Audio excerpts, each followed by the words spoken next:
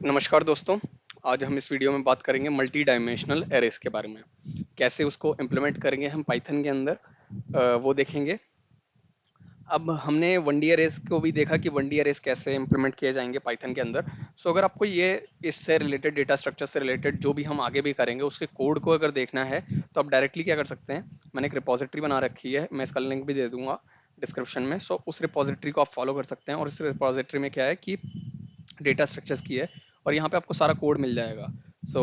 जैसे कि अभी मैं दिखाऊं कि क्या क्या है इसके अंदर। अभी एरेज का एक फोल्डर बना हुआ है, जिस एरेज के फोल्डर में अभी तो वन डी एरे है, वन डी का इम्प्लीमेंटेशन है।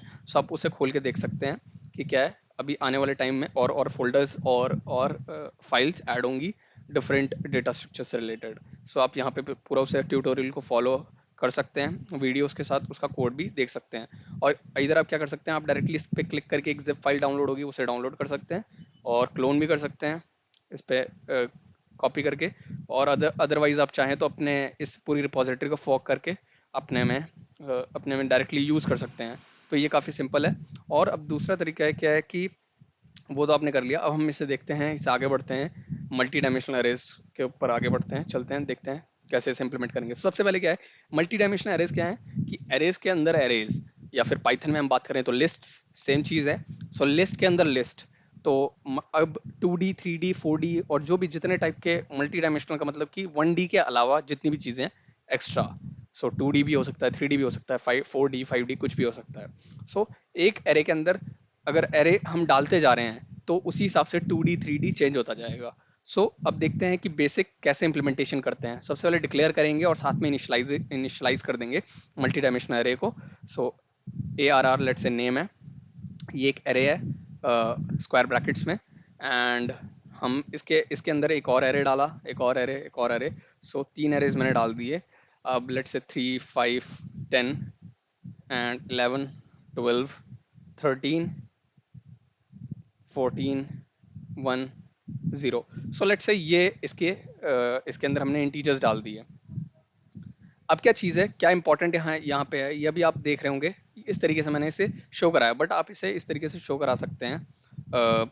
मतलब बहुत आसानी से आप समझ आ जाएगा कि रो एक्चुअली मल्टी डायमेंशनल एरेस को समझने के लिए हम देखते हैं एज अ उसे मानते हैं कि ये रोज हैं और कॉलम्स हैं। यहाँ पे ये फर्स्ट रो है, ये सेकंड रो है, ये थर्ड रो है।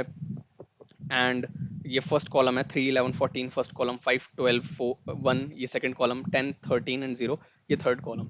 इसे इस तरीके से समझ सकते हैं। अभी तो आपको लग रहा होगा कि ये एक स्क्वायर मैट्रिक्स है, बट ऐसा ज़रूरी नहीं है।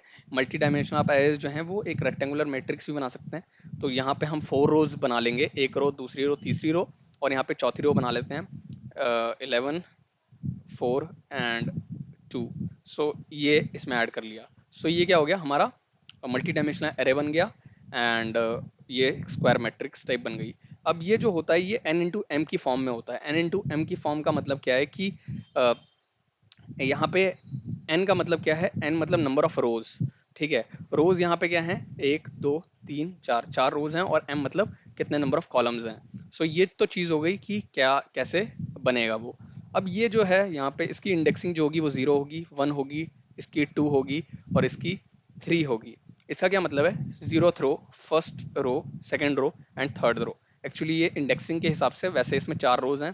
4 रोज का मतलब 0 से लेके 3 तक की इंडेक्सिंग से आप रोज को इंडेक्स कर सकते हैं। अब नेक्स्ट हम बात करते हैं कॉलम्स के बारे में। ये 0th कॉलम है, ये जो यहाँ पे आप देख सकते हैं ये पूरा कॉलम 0th कॉलम है। अब बात करें तो ये जो है ये फर्स्ट कॉलम है ये पूरा।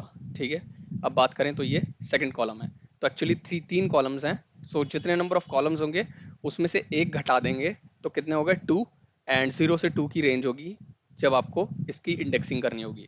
तो हम ये समझ आ गया हमें। एंड इसे थोड़ा सा, अब इसकी इंडेक्सिंग कैसे करनी है उसे प्रिंट करा के एक बार देखते हैं कि कैसे हम इसको इंडेक्स करेंगे। सबसे पहले तो लेंथ अगर मैं देखूं कि इस एरे की लेंथ क्या है, जैसे 1D में अगर मैं लेंथ निकालता हूं तो मेरी कुछ ना कुछ चीज़ आती है, तो लेंथ साइज क्या है इस एरे का, तो वो देखते हैं, समझते हैं क्या साइज आएगा।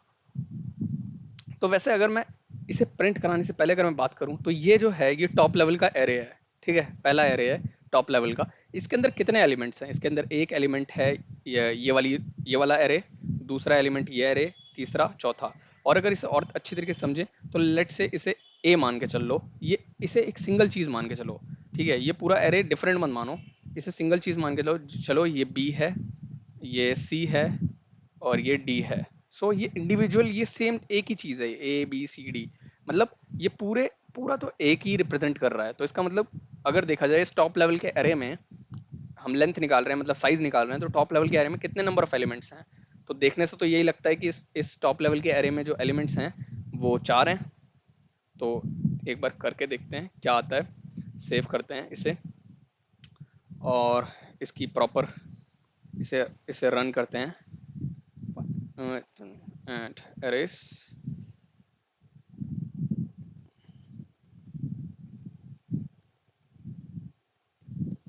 ठीक है। तो ये 4 आ गया, तो इसका मतलब इसके अंदर 4 नंबर ऑफ एलिमेंट्स हैं। तो पहला एलिमेंट ये, पहला एलिमेंट ये, दूसरा ये, तीसरा ये, और चौथा ये। तो 4 एलिमेंट्स हो गए। अब चलिए ये हमने देख लिया कि कितने नंबर ऑफ एलिमेंट्स हैं। अब हम बात करते हैं कि इसको कैसे हम पर्टिकुलरली किसी एलिमेंट को कैसे निकालेंगे। तो पर्टिकुलरली एलिमेंट, लेट से मैं चाहता हूँ element at second row, let's say second row and third column. So second row और थर्ड कॉलम का क्या मतलब है कि पहली रो तो ये है, दूसरी रो ये है, और इसके थर्ड कॉलम का मतलब पहला कॉलम ये, दूसरा कॉलम ये, और थर्ड कॉलम ये 13। सो इसका मतलब मेरे को 13 वाला एलिमेंट चाहिए। तो मैं कैसे निकालूंगा उसको? प्रिंट कराएंगे सिंपल, सिंपल कैसे प्रिंट कराएंगे कि सेकंड रो का मतलब है कि 0 और 1 फर्स्ट इंडेक्स से हम निकाल सकते हैं। So array of 1, and third column का मतलब 1 0 1 2, सो इसका मतलब सेकेंड। सो जो भी कॉलम्स और रो की टर्म्स में जो चीज़ होती है ना, उससे एक माइनस कर देंगे तो हमें वो इंडेक्स मिल जाएगा जिस इंडेक्स को हम खोज रहे हैं। सो एरे ऑफ 1 और 2 आ गया। अब इसे सेव करके इसे प्रिंट करने कराते हैं।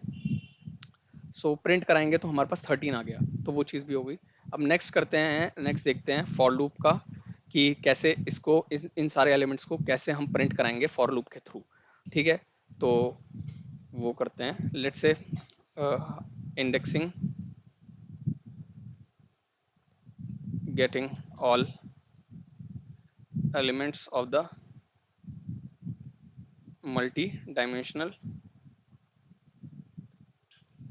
array using for loop, ठीक है। सो नेक्स्ट क्या है? फॉर लूप, सिंपल फॉर, तो ये जो चीज़ है ये है बाहर वाला इंडेक्स। सो ये आउटर इंडेक्स है, मतलब ये आउटर एरे एरे है, टॉप लेवल का एरे। सो इसके अंदर अगर ये वाला जो इंडेक्स है ये 0 है, ये 1 है, ये 2 है, मतलब मेरे को ये वाले इस वाले एरे को उठाना है, तो मेरे को 0th रो पे जाना पड़ेगा। और अगर उसके इस वाले 10 वाले एलिमेंट को उठाना है तो पहले तो 0 रो पे जाना पड़ेगा, उसके बाद 0th इंडेक्स, फिर फर्स्ट इंडेक्स, फिर सेकंड इंडेक्स। सो 0th रो पे सेकंड इंडेक्स पे जाना पड़ेगा। सो इसीलिए हम इसे आउटर इंडेक्स और इनर इंडेक्स में डिवाइड करते हैं। For outer index in range, so range तो हमेशा 0 से समथिंग लेंथ तक रहेगी, और लेंथ क्या है? हमें हमें हर रो पे जाना है। सो इसका मतलब 4 रोज हैं इसके अंदर, तो हमें कहाँ से कहाँ तक जाना है? 0 से 3 तक जाना है। सो 0 1 2 3 तक जाना है, ठीक है। सो 0 length of array, so array की लेंथ तक जाना है। अब इनर इंडेक्स की बात करूं, तो इनर इंडेक्स का मतलब कि हर एक एरे को पकड़ लेंगे, एक इंडिविजुअल एरे को पकड़ लेंगे, और फिर उसके अंदर लूप चलाएंगे। तो एक्चुअली 2 लूप्स यहाँ पे यूज होंगे। ये 1D एरे की तरह नहीं है। 1D एरे में हम एक लूप यूज कर रहे थे, यहाँ पे 2 लूप्स क्यों यूज होंगे? पहले एक एरे को पकड़ लो, ठीक है, और फिर उस एरे के अंदर लूप चलाओ ताकि हमें उसका पर्टिकुलर एलिमेंट मिल सके। सो अब आउटर इंडेक्स हमें मिल गया। अब inner index in in range, so in range अब यहाँ पे 0 से लेके लेंथ क्या होगी?